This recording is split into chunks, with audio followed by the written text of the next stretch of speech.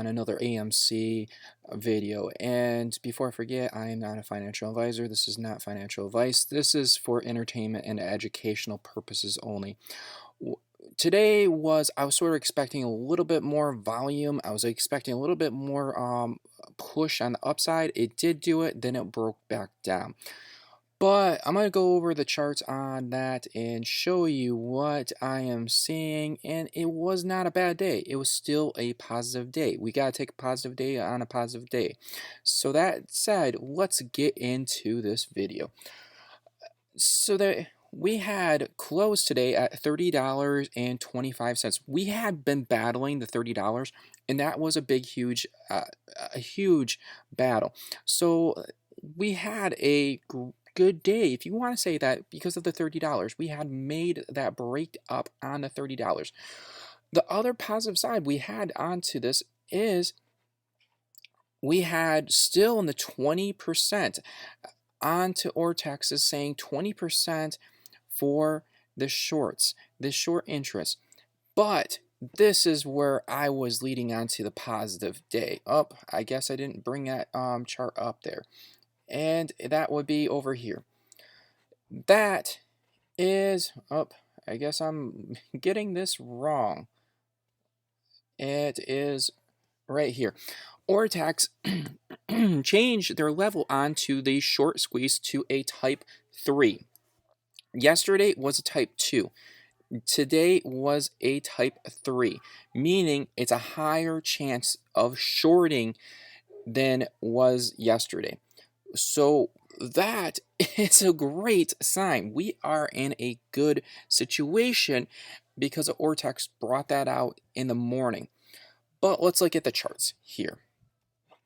We came up, broke the $30, was ripping, boom. And we were having some boom boom candles there, and then after that it just started consolidating, getting in this trap. And right here, it was a consolidation mode. It just boom, boom, boom, boom, just consolidating.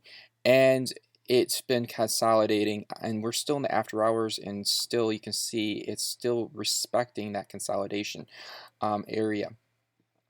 So it was not a bad day. We can see a very jump onto the after out before the market closed. Look at this, the candle of the green. That there was a lot of buyers coming into the market. Boom on that. That is a great sign. At the end of the market, they're buying in. They're still buying in before the market closes. That's a lot of volume right in there. Well, let's look at the daily candles. And this is what I know Trey's trade, he had said that it was a $30 the 33 something around there. And what my chart is showing, and we could be both wrong on this part, but what I'm saying is we are fighting the $32.50. I'm saying $32.50 because we want to go above that, the $32.50. But once we get that breakout, we're going to be having, I would see, a big boom boom candle coming in there. And I'm just doing the tray thing on the boom boom candle. But I could see us going up to 22% on that day once we get above that. That will be back up to the 40s. And that's going to show that we're still in charge. We're still having the domination. Because where I've seen the resistance on is it's at the $40. And then there's a couple resistance right in here, but very little. It was a 4-hour resistance. This is the daily resistance. So the daily resistance is definitely a lot more harder, and it's solid resistance onto it. But the 4-hour resistance is nothing to joke on as well. So that said, we're looking at, once we break over this $32.50, I could see us going up at like a 22% on that day. That is where I'm hoping for. But we just tested that $32, and we will probably consolidate, and we have consolidate. And tomorrow, I'm hoping we test it again. If we test it again and it breaks back down, we might expect to go back into the worst case. I know a lot of people would probably be all riled up, don't want to hear the worst case.